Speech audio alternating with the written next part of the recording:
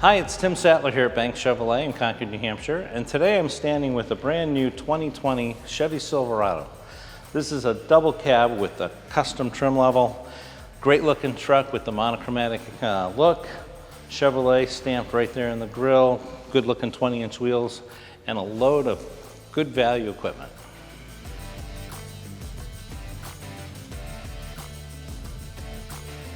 While Chevrolet offers a variety of engines, we've ordered this one with the 2.7 turbo.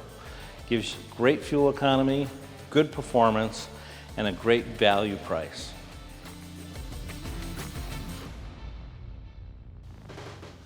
One of the things I like about the Custom is the good level of equipment that it offers. For me, the trailering package, the locking rear differential, the AutoTrack four-wheel drive, convenience features like Android Auto and Apple CarPlay.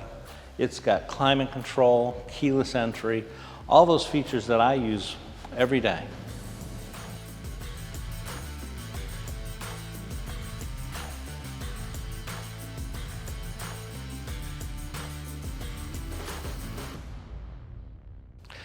This truck arrived here at the dealership yesterday, and as you may be aware, the factory's been closed for a couple months.